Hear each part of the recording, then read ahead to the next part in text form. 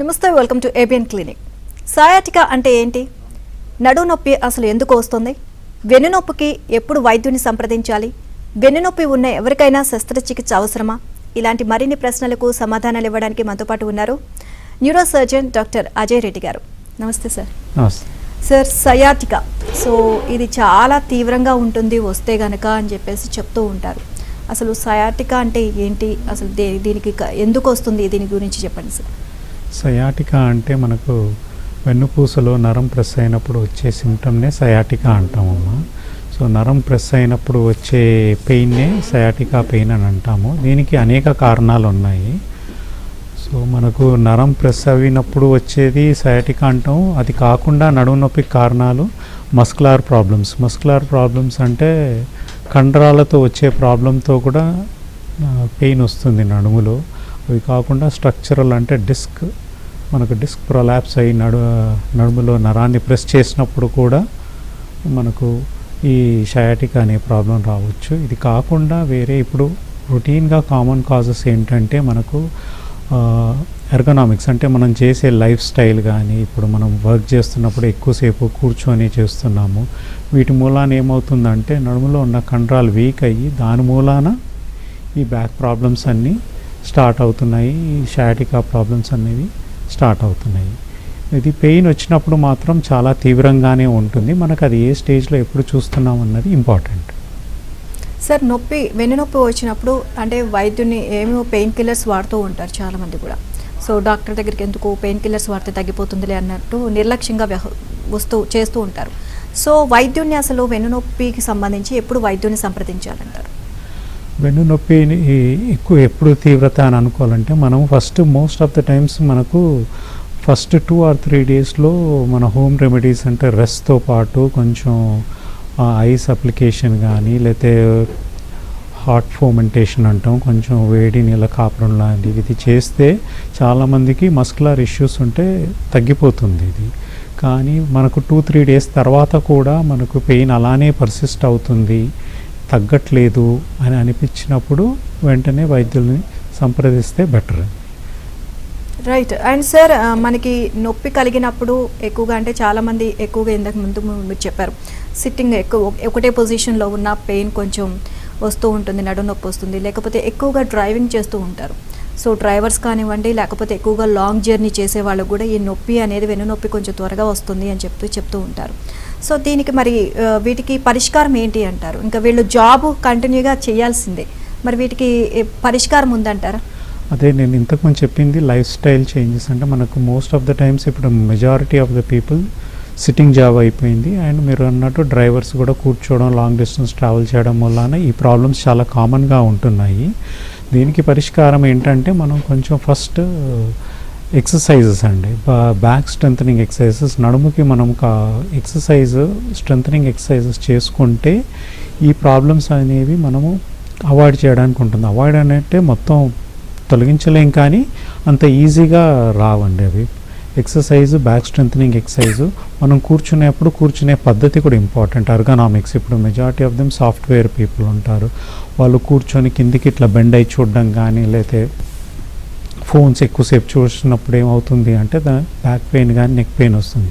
మనం వర్క్ చేసినప్పుడు మన ఎర్గనామిక్స్ ఇంపార్టెంట్. మన ఐ కాంటాక్ట్ స్క్రీన్ని స్ట్రైట్ ఉంటే ఇబ్బంది లేకుండా ఉంటుంది అది. అండ్ సార్, వ్యాయామాలు చేయడం వల్ల కూడా కొంచెం నొప్పి ఒక్కొక్కసారి తీవ్రతరం అవుతూ ఉంటుంది. దీనికి కారణాలు ఏంటంటారు? వ్యాయామం చేసినప్పుడు అంటే అది ప్రాపర్ గైడెన్స్ ఉండాలమ్మా. ప్రాపర్ గైడెన్స్ లేకుండా చాలామంది ఏం చేస్తారంటే యూట్యూబ్లో చూసుకొని కానీ, లేకపోతే వితౌట్ ఎనీ గైడెన్స్ ఎక్సర్సైజెస్ చేస్తారు. సో అది ప్రాపర్ గైడెన్స్ లేకుండా చేసినప్పుడే ఈ ఇబ్బందులు ఎన్కౌంటర్ చేస్తారు. And most of the times ఇది మన ఎక్సర్సైజెస్ కూడా ఓవర్ నైట్ యాక్టివ్ అయిపోవాలని చెప్పి, లేదా అంత తగ్గిపోవాలని చెప్పి అగ్రెసివ్గా చేస్తూ ఉంటారు. దాని మూలాన్ని ఎక్కువ ప్రాబ్లమ్స్ వస్తూ ఉంటాయి. మనం ఎక్సర్సైజెస్ అనేది కూడా స్టాగర్డ్గా, గ్రాడ్యువల్గా ఇంక్రీజ్ చేస్తే ఈ ఇష్యూస్ అనేవి కూడా అంత ఈజీగా రావు, మనం ప్రివెంట్ చేయగలుగుతాం. సార్, సయాటికా అలాగే నడుము నొప్పి రెండు ఒకటేనా లేకపోతే డిఫరెంట్ అంటారు? సయాటికా అనేది ఒక సిమ్టమ్. నడుము నొప్పి అనేది అనేక కారణాలు ఉంటాయి. మనకు కండరాల ప్రాబ్లంతో కూడా నడుము నొప్పి రావచ్చు, లేకపోతే అంటే కొన్ని ఆర్గన్ ఇష్యూస్ అంటే కిడ్నీ ప్రాబ్లమ్స్ ఉన్నా కానీ ఈ ఇష్యూస్ రావచ్చు, లేకపోతే కొందరికి ఇన్ఫెక్షన్స్తో పాటు నడుము నొప్పి రావచ్చు. బట్ షయాటికా అనేది సిమ్టమ్. ఈ సిమ్టమ్ ఎందుకు వస్తుంది అంటే మనకు నరం ప్రెస్ అయినప్పుడు వచ్చే సిమ్టమ్ని మనం షయాటికా అంటాము. ఇది నడుములో డిస్క్ ప్రాబ్లం మూలాన రావచ్చు, లేకపోతే ఏమైనా బోన్ డ్యామేజెస్ అయ్యి నరాన్ని ప్రెస్ చేసినప్పుడు రావచ్చు, ఇన్ఫెక్షన్స్ కూడా రావచ్చు మనకు వెన్నుపూసలో. ఆ ఇన్ఫెక్షన్స్ వచ్చినప్పుడు కూడా పెయిన్స్ వచ్చే అవకాశం ఉంటుంది. సో వీటిని మీరు అంటే డిస్క్ సమస్యలు అని ఎలా నిర్ధారిస్తారు, అంటే ఎటువంటి పరీక్షలు నిర్వహిస్తారు సార్ దీనికి సంబంధించి? మనం ఫస్ట్ థింగ్ డిస్క్ పరీక్ష, అది డిస్క్తో ప్రాబ్లమా కాదా అన్నది ఫస్ట్ ఇంపార్టెంట్ థింగ్ ఏంటంటే పేషెంట్ హిస్టరీ ఇంపార్టెంట్. పేషెంట్ చెప్పిన కంప్లైంట్స్ బట్టే మనము ఫర్దర్గా ఇన్వెస్టిగేషన్స్ అనేది డిసైడ్ చేస్తాం. ఫస్ట్ పేషెంట్ని క్లినికల్గా ఎగ్జామిన్ చేసుకోవాలి. క్లినికల్గా అంటే తను చెప్పింది మనం పరీక్షలు నిర్ధారించి క్లినికల్గా మనం పేషెంట్ని చూసి తన నొప్పి మనకు నరాలతోనే వస్తుందా లేదు అంటే వేరే ఇంకేదన్నా కారణమా అన్నది ఫస్ట్ చూస్తాము. ఒకవేళ నరాలతోనే మనకు అని డౌట్గా ఉంటే then next set of test ఏముంటుందంటే మనకు ఎక్స్రే ఒకటి నిర్ధారిస్తాము. తర్వాత నర్వ్ కండక్షన్ స్టడీ టెస్ట్ అని అంటాము. ఆ టెస్ట్ మూలాన మనకు నరం నుంచి ప్రాబ్లమ్స్ ఏమైనా ఉన్నాయా లేదా అన్నది తెలుస్తుంది. ఇంకోటి ఏమంటే ఎంఆర్ఐలో కూడా మనకు డిస్క్ ప్రాబ్లమ్స్ ఏమైనా ఉన్నాయా లేవా, నరాన్ని ఎంత ప్రెస్ చేస్తుంది, దాని ఫర్దర్గా ఎంత సివియారిటీ ఉంది అన్నది మనం డిసైడ్ చేస్తాం.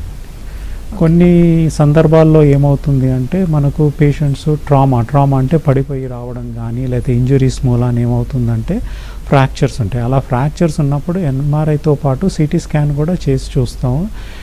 ఎన్ని లెవెల్స్లో ఉంది మనకు ఫ్రాక్చర్, ఏ లెవెల్లో ఉంది, దానికి ఎంత సివియర్గా ఉంది అన్నది చూసుకుంటాం. రైట్. అండ్ దీనికి సంబంధించి అంటే వెన్నునొప్పి శస్త్రచికిత్స అవసరం అనేది ఎప్పుడు అవసరం ఉంటుంది సార్ వెన్నునొప్పి ఉన్న వాళ్ళకి? వెన్నునొప్పి అనేది ఆల్మోస్ట్ ఇప్పుడున్న సొసైటీలో మోర్ దెన్ 80 to 85% ఎప్పుడన్నా ఒక పేషెంట్స్కి వెన్నునొప్పి అనేది స్టార్ట్ అవడం జరుగుతుంది. ప్రతి పేషెంట్కి శస్త్రచికిత్స అవసరము అని కాదు. కాకపోతే మనం ఎప్పుడు డిసైడ్ చేస్తామంటే ఫస్ట్ ఇన్వెస్టిగేషన్స్ చూసుకోవాలి. ఎంఆర్ఐ చూసుకొని ఎంఆర్ఐలో మనకు నర్వ్ ఎంత ప్రెషర్ ఉంది, సో ఆ పేషెంట్ కంప్లైంట్స్ దాంతో మ్యాచ్ అవుతున్నాయా లేదా అన్నది మనము నిర్ధారించుకోవాలి. దాని తర్వాత నెక్స్ట్ శస్త్రచికిత్స ఎలాంటి వారికి అంటే మన ఏజ్ ఒకటి చూసుకోవాలి. తర్వాత మనకు సిమ్టమ్స్ మ్యాచ్ అవుతున్నాయా లేదా చూసుకొని దాని తర్వాత మనం శస్త్రచికిత్స అనేది ప్లాన్ చేస్తాము. But 95% of the patients medical మేనేజ్మెంట్తోనే అయిపోతుంది. ఓన్లీ 3 to 5% ఆఫ్ ద పేషెంట్స్కి మాత్రం సర్జరీ అనేది అవసరం పడుతుంది. రైట్. అంటే దీనికి ఏజ్ లిమిట్ ఏమైనా ఉందా సార్? నడుము నొప్పి రావడానికి ఏజ్ లిమిట్ ఏమైనా ఉందా? ఎవరికైనా రావచ్చు అంటారు? నడుము నొప్పికి ఏజ్ లిమిట్ అంటూ ఏమీ లేదండి. బట్ ఇప్పుడున్న సినారియోలో because of the life style కానీ వర్క్ రిలేటెడ్ ఇష్యూస్ కాబట్టి అన్ని ఏజెస్లో వస్తుంది.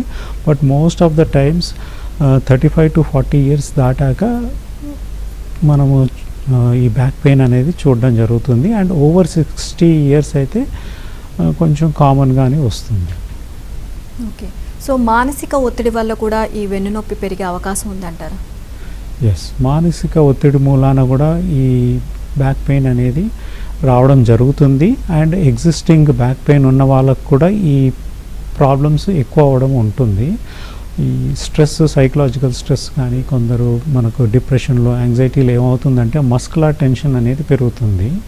ఆ టెన్షన్ మూలాన బ్యాక్ పెయిన్ అనేది రావడం జరుగుతుంది. అండ్ పేషెంట్స్ ప్రివెన్షన్స్ కానీ అంటే స్ట్రెస్ అనేది తగ్గించుకోకపోతే ఆ పెయిన్ కూడా అంత ఈజీగా తగ్గడం జరగదండి. అండ్ శస్త్రచికిత్సలు అంటే ఆధునిక వైద్యం అందుబాటులోకి వచ్చాక శస్త్రచికిత్సల విషయంలో కూడా ఇప్పుడు మరింత ముందుకు వెళ్తూ ఉన్నారు. సో ఎలాంటి శస్త్రచికిత్సలు అవసరం అంటారు? వీటికి ఏ విధంగా ఇంకా ముందుకు వెళ్తున్నారు సో వైద్య వృత్తికి సంబంధించి? శస్త్రచికిత్సలు అంటే మనకు 2 రకాలుగా ఉన్నాయి. మనం ముందుగా ఓపెన్ సర్జరీ అనేది ఒకటి ఉంది.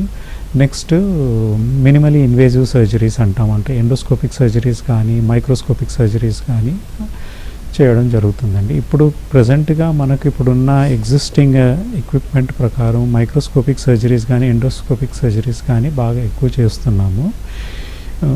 సెకండ్ థింగ్ ఇది ఏంటంటే ఓన్లీ డిస్క్ ప్రాబ్లం ఉన్న వాళ్ళకే మనం ఈ డిస్కెక్టమీ అని మైక్రోస్కోపిక్ డిస్కెక్టమీ కానీ ఎండోస్కోపిక్ డిస్కెక్టమీ అనేది శస్త్రచికిత్స చేస్తాము. కొన్ని పేషెంట్స్కి ఏమవుతుందంటే ఫ్రాక్చర్స్ ఉండడం జరుగుతుంది. అంటే పేషెంట్ కింద పడి వెన్నుపూసలో బోన్ ఫ్రాక్చర్ అవుతే దానికి మనం లేతే స్పాండైలోలిస్థెసిస్ అంటాం. అంటే బోన్ స్లిప్ అయ్యి కొంచెం ముందు జరుగుతుంది, ఒక బోన్ మీద ఒకటి స్లిప్ అవ్వడం జరుగుతుంది. దాన్ని స్పాండైలోలిస్థెసిస్ అంటాము. అలా ఉంటే దానికి మనము ఫిక్సేషన్స్ అంటే రాడ్ అండ్ స్క్రూ వేసి మనము దాన్ని కదలకుండా దాని మీద వెయిట్ పడకుండా సపోర్ట్ చేస్తాము అన్నమాట. కొన్ని ఎల్డర్లీ పేషెంట్స్ ఉంటారండి, ఇప్పుడు 60, 65, 70 ఏజ్ తర్వాత ఏమవుతుందంటే మనకు బోన్స్ అనేవి బాగా వీక్ అయిపోతాయి. ఆ బోన్స్ వీక్ అయినప్పుడు ఏమవుతుందంటే ట్రివియల్ ఫాల్ అంటే ఇంట్లో కూడా చిన్నగా జారిపడ్డా కానీ ఆ బోన్ ఫ్రాక్చర్ అవ్వడం జరుగుతుంది వెన్నుపూసలో, స్పైన్లో. సో అలా బోన్ ఫ్రాక్చర్ అయినప్పుడు మనకు ఎక్స్ట్రీమ్ పెయిన్ అనేది ఉండడం జరుగుతుంది. సో అలా సివియర్ పెయిన్ ఉన్నప్పుడు మనము ఒక చిన్నది ప్రొసీజర్ వర్టెబ్రోప్లాస్టీ అంటే మనం చిన్న నీడిల్ ద్వారా ఆ బోన్ ఫ్రాక్చర్ అయిన బోన్లోకి బోన్ సిమెంట్ ఇంజెక్ట్ చేస్తాం అనమాట. ఆ బోన్ సిమెంట్ ఇంజెక్ట్ చేసినప్పుడు ఆ ఫ్రాక్చర్ లైన్ని సీల్ ఆఫ్ చేసి అది బోన్ని స్ట్రెంగ్తన్ చేస్తుంది. అండ్ అలాంటి పేషెంట్స్ కూడా పెయిన్ అనేది ఇమీడియట్గా తగ్గడం జరుగుతుంది. ఓకే. అండ్ ఈ శస్త్రచికిత్స కంప్లీట్ అయిన తర్వాత ఎన్ని రోజులు హాస్పిటల్లో ఉండాలంటారు? మోస్ట్ ఆఫ్ ద టైమ్స్ ఇప్పుడున్న మన ఆధునిక ఎక్విప్మెంట్ ఇవి ఉపయోగించినప్పుడు మనకు మైక్రో డిస్కెక్టమీ కానీ ఎండోస్కోపిక్ డిస్కెక్టమీ చేసినప్పుడు డిపెండింగ్ ఆన్ ద సివియారిటీ మనం సేమ్ డే కానీ లేదా మర్నాడు డిశ్చార్జ్ చేయడం జరుగుతుంది. కొన్ని పేషెంట్స్ సివియర్గా మనకు ఫ్రాక్చర్స్ ఉండి ఫిక్సేషన్ చేసినప్పుడు అలాంటి పేషెంట్స్కి మాత్రం 2-3 రోజులు హాస్పిటల్లో ఉంచడం జరుగుతుంది. తర్వాత సబ్సిక్వెంట్గా వాట్ ప్రికాషన్స్ టు టేక్ అన్నది మనం పేషెంట్స్కి అడ్వైస్ చేస్తాం. అంటే ఎన్ని రోజులకి రికవరీ అవ్వచ్చు సార్? అంటే నార్మల్గా వాళ్ళ పనులు వాళ్ళు చేసుకోవాలంటే ఇంకెన్ని రోజులు రికవరీ అవ్వాలి? ఇది కూడా అగైన్ సేమ్ థింగ్ అమ్మా, depending on the type of surgery. ఇప్పుడు సపోజ్ మనం ఓన్లీ డిస్క్ రిలేటెడ్ సర్జరీస్ చేసామనుకోండి, డిస్కెక్టమీ అలా చేసినప్పుడు patients we recommend them to walk the same day or next day. రొటీన్గా తిరగడం అన్నీ చేసుకోవచ్చు. And the kitchen work and all after 1 week 10 days start చేయమంటాము. But we recommend not to do heavy work. అంటే heavy work అంటే బరువులు ఎత్తడం కానీ కిందికి వంగడం కానీ ఆర్ డ్రైవింగ్ చేయడం కానీ ఫస్ట్ ఫ్యూ వీక్స్ అయితే అవాయిడ్ చేయమని చెప్తాము. అండ్ వెన్నులో కూడా బోన్కి మధ్యలో డిస్క్కి మధ్యలో గుజ్జు లేదు పోయింది అని చెప్పి కరిగిపోయింది అని చెప్పి చెప్తూ ఉంటారు. ఇది దేనికి కారణం అంటారు? దీనివల్ల కూడా వెన్ను నొప్పికి కారణాలు ఉంటాయి అంటారా? బోన్కి మధ్యలో ఉండేది మనం డిస్క్ మెటీరియల్ అంటాం. అది జెల్లీ లైక్ మెటీరియల్ లాగా ఉంటుందమ్మా. అది మనకు it acts as a shock absorber in the body. So with age ఏమవుతుందంటే అందులో వాటర్ కంటెంట్ అనేది పోతుంది. సో వాటర్ కంటెంట్ పోయినప్పుడు డిస్క్ డీహైడ్రేషన్ ఉంటుంది. దాని మూలాన మనకు అది డిస్క్ హైట్ అనేది తగ్గుతుంది. తగ్గినప్పుడు మనకు బోను తగిలినట్టు అయినప్పుడు డీజనరేటివ్ చేంజెస్ అంటాం, ఏజ్ రిలేటెడ్ చేంజెస్ అలా అయ్యి ఆస్టియోఫైట్ ఫార్మేషన్ అంటే బోన్ ఆ డిస్క్ ఏదైతే మనకు అరిగిపోయిందో, మీరు జెల్లీ లైక్ మెటీరియల్ అన్నారు కదా, అది డీహైడ్రేట్ అయ్యి కరిగిపోయినట్టు అయినప్పుడు అది బోన్ మాదిరిగా తయారవుతుందండి. That is a protective mechanism by the body. So అలాంటి సిచ్యువేషన్స్లో స్టిఫ్నెస్ ఇవన్నీ కూడా కొంచెం స్టార్ట్ అవుతాయి. అవన్నీ ఏజ్తో పాటు ఇన్వేరియబుల్గా స్టార్ట్ అవుతాయి.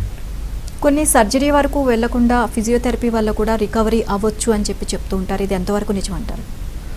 అంటే ప్రతి పేషెంట్, నేను ఇంతకుముందు కూడా చెప్పాను మీకు, ప్రతి పేషెంట్కి సర్జరీ అవసరం లేదు.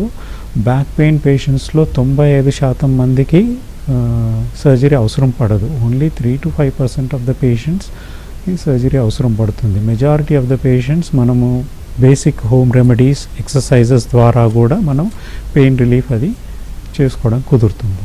సో ఆఫ్టర్ సర్జరీ తర్వాత కూడా ఈ ఫిజియోథెరపీ ఇవన్నీ కూడా చేయాలని చెప్పి చెప్తూ ఉంటారా? సర్జరీ తర్వాత ఫిజియోథెరపీ చేసుకోవాలి. అది మనం ఇంట్లో చేసుకోవచ్చు. మనం దానికోసమని ఫిజియోథెరపీ సెంటర్ విజిట్ చేయాల్సిన అవసరం లేదు. Basic precautions and few strengthening exercises మనం పేషెంట్ నేర్పిస్తాము, అవి వాళ్ళు ఇంట్లో చేసుకోవచ్చు, సరిపోతుంది. అండ్ ఒబెసిటీ ఎక్కువగా ఉన్నవాళ్ళు, అంటే బాగా హెవీ వెయిట్ ఉన్న వాళ్ళకి కూడా ఈ బ్యాక్ పెయిన్ ఇలాంటివి ఇంకా ఎక్కువగా వస్తూ ఉంటాయి. సో వాళ్ళకి సర్జరీ చేస్తే నెక్స్ట్ అంటే వాళ్ళ వెయిట్ మాత్రం కంట్రోల్ అవ్వకుండా ఇంకా అలాగే ఉంటే కనుక ఏంటి సార్ పొజిషన్ వాళ్ళది? అంటే అంటే మనకు ఇప్పుడు obesity is one of the causes for back pain. So మనకు అంటే బ్యాక్ పెయిన్ ఒక్కదానికే మనం సర్జరీ చేయము. సయాటికా లేకపోతే మనకు రాడికులర్ పెయిన్ అంటాం, అలాంటి సిమ్టమ్స్ ఉన్నప్పుడే సర్జరీ అనేది ఆలోచిస్తాం. లేదా పేషెంట్కి ఏమైనా వీక్నెస్ ఉందనుకోండి, అప్పుడు సర్జరీ అన్నది కన్సిడర్ చేస్తాం. ఓన్లీ బ్యాక్ పెయిన్కి ఎప్పుడు ఆపరేషన్ చేయమండి. అది ఒబేసిటీ అంటే పేషెంట్ లా ఉన్నప్పుడు వెయిట్ రిడక్షన్ అనేది మ్యాండేటరీ చేసుకోవాలి. వెయిట్ రిడక్షన్ చేసుకోకపోతే మాత్రం ఈ pains because of the mechanical effect pains అనేవి పర్సిస్ట్ అవుతూనే ఉంటాయి. So weight reduction and exercises are mandatory for them. And sciatica అనేది కంపల్సరీగా శస్త్రచికిత్స చేయాలా, లేదంటే మెడిసిన్స్తో మనకి క్యూర్ చేయొచ్చు అంటారా?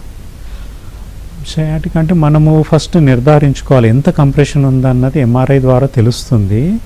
యూజువల్గా సటిల్ కంప్రెషన్స్, మోడరేట్ కంప్రెషన్స్ ఉన్న వాళ్ళకు మాత్రం మెడికేషన్ లేదా ఎక్సర్సైజెస్ ద్వారా మనము ట్రీట్మెంట్ చేసుకోవడం కుదురుతుంది. ఓన్లీ సివియర్ డిస్క్ ప్రొలాప్సెస్ ఉండి ఎక్స్ట్రీమ్ పెయిన్ ఉన్న వాళ్ళకి శస్త్రచికిత్స అవసరం పడుతుంది. అండ్ ఈ పెయిన్ అనేది ఏ విధంగా వస్తుంది సార్? సయాటికాకి సంబంధించి ఎలా వస్తుంది? అంటే రెగ్యులర్గా కంటిన్యూస్గా వస్తుందా, లేకపోతే ఆన్ ఆఫ్ లాగా వస్తుందా? ఎలా ఉంటుంది పొజిషన్? సో మనకు డిస్క్ ప్రొలాప్స్ సివియర్గా ఉన్నప్పుడు కంటిన్యూస్గా ఉంటుందండి. పెయిన్ ఎక్స్క్రూషియేటింగ్ అంటే సివియర్ పెయిన్ ఉండి వాళ్ళు they find it difficult to sit and stand also. నడవడానికి చాలా ఇబ్బంది పడతారు. వాళ్ళకు నడుములో నుంచి కాళ్ళలోకి shooting pain, shock like pain అనేది వస్తుంది. అది షాక్ లైక్ సెన్సేషన్ అంటాము. తర్వాత స్పర్శ అనేది తగ్గుతుంది, కాళ్ళల్లో తిమ్మిరి వస్తుంది. కొందరికి ఏమవుతుందంటే మనకి ఇప్పుడు L4-5 కానీ L5S1లో సివియర్ డిస్క్ ఉండి కంప్రెషన్ ఉంటే నడిచినప్పుడు చెప్పులు ఊడి రావడం జరుగుతుంది. అండ్ మరీ సివియర్ సిచ్యువేషన్స్లో ఏమవుతుంది అంటే వాళ్ళకి యూరినరీ కంప్లైంట్స్ అనేది, అంటే యూరిన్ వెళ్ళడంలో ఇబ్బంది రావడం జరుగుతుంది. కొందరికి బవల్ ప్రాబ్లమ్స్ బవల్ అంటే మోషన్ పోవడంలో ఇబ్బంది అవ్వడం జరుగుతుంది. సో ఇలాంటి సిచ్యువేషన్లో when they have these things అప్పుడు శస్త్రచికిత్స అనేది కంపల్సరీ అవుతుంది. అండ్ ఈ సర్జరీ విషయంలో కూడా కొన్ని ప్లేట్స్ పెట్టడం కానీ, కొన్ని రాడ్స్ పెట్టడం కానీ ఇలాంటివి బిగిస్తూ ఉంటారు. సో దీనివల్ల ఫ్యూచర్లో ఇంకా ఏదైనా ప్రాబ్లం ఉంటుందా sir? Most of the times ఇవి ఇబ్బంది ఏమి ఉండదండి. మనం ఫ్రాక్చర్ ఉన్నప్పుడు, లేదా నేను ముందు కూడా చెప్పాను, అది స్పాండైలోలిస్థెసిస్ కానీ లేకపోతే వెన్నుపూసలో ఫ్రాక్చర్ ఉన్నప్పుడు మనం ఆ రాడ్ అండ్ స్క్రూ అనేది వాడతాము. ఫ్రాక్చర్ స్క్రూస్ ఏంటంటే మనం కొంచెం ప్రికాషన్స్ అనేది తీసుకోవాల్సి ఉంటుంది ఇనిషియల్గా. కొందరికి మనకేమవుతుందంటే if they don't take proper care, మళ్ళీ కింద పడడం జరిగినా కానీ లేదా అబ్నార్మల్ మూమెంట్స్ ట్విస్ట్ చేసినా కానీ కొందరికి స్క్రూస్ లూజ్ అయ్యే అవకాశం ఉంటుంది, లేదా రాడ్ బ్రేక్ అయ్యే అవకాశం ఉంటుంది. ఇంప్లాంట్ ఫెయిల్యూర్ అంటాం, అలాంటి సిచ్యువేషన్ రావచ్చు. So little bit of precaution is always mandatory. After surgery తర్వాత ఇన్ఫెక్షన్స్ ఏమైనా వచ్చే అవకాశాలు ఉన్నాయంటారు? సర్జరీ తర్వాత ఇన్ఫెక్షన్ వచ్చేది, ఎవ్రీ ప్రొసీజర్ సర్జరీ తర్వాత ఇన్ఫెక్షన్ అనేది రిస్క్ ఉంటుంది. అండ్ బ్యాక్ సర్జరీలో కూడా రిస్క్ అనేది డెఫినెట్గా ఉంటుంది. But that incidence is very less. Infection risk అనేది తక్కువగా ఉంటుంది. మనం నెసరీ ప్రికాషన్స్, మన యాంటీబయాటిక్స్ అనేది అవి సర్జరీ ముందు తర్వాత వాడతాం కాబట్టి యూజువల్గా రిస్క్ అనేది తక్కువ ఉంటుంది. అండ్ ఫుడ్ విషయంలో కూడా ఎలాంటి జాగ్రత్తలు తీసుకోవాలంటారు ఆఫ్టర్ సర్జరీ తర్వాత? బ్యాక్ పెయిన్కి ఫుడ్కి రిలేషన్ అయితే లేదమ్మా.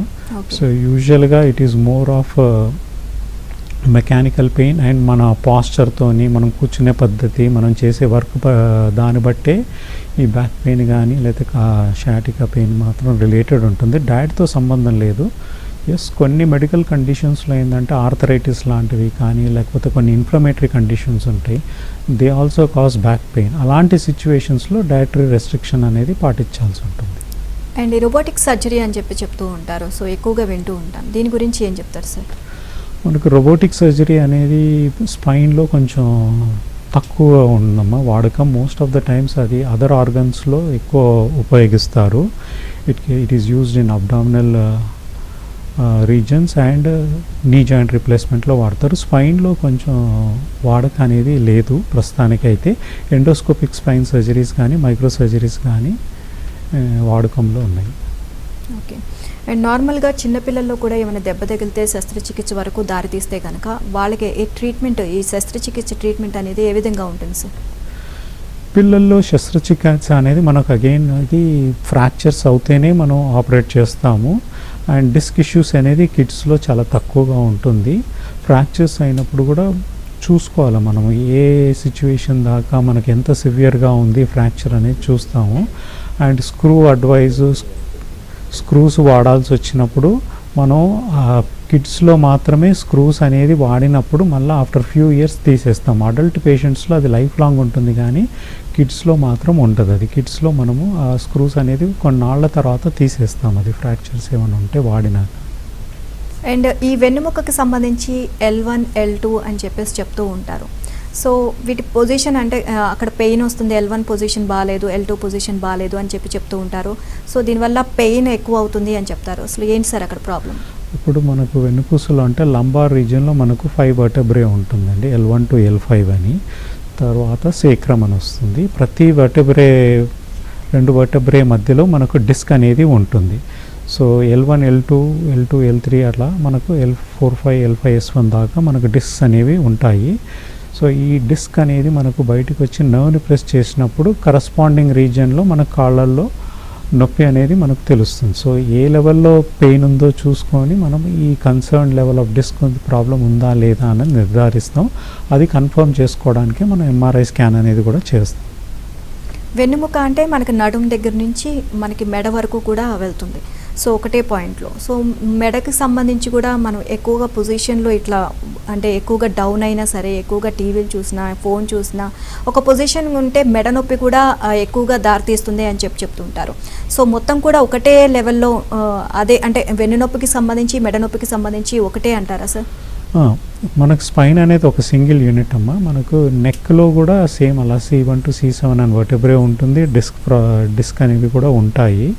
సో మనకు నెక్లో ఏమవుతుందంటే మీరు చెప్పినట్టు మెడ వంచినప్పుడు కానీ, టీవీ చూసినప్పుడు కానీ, అబ్నార్మల్ పాస్చర్స్ అంటే పడుకోవడం కానీ, చదవడం మనం ప్రాపర్ పొజిషన్లో కూర్చొని చేయకపోతే నెక్ పెయిన్ అనేది కూడా స్టార్ట్ అవుతుంది.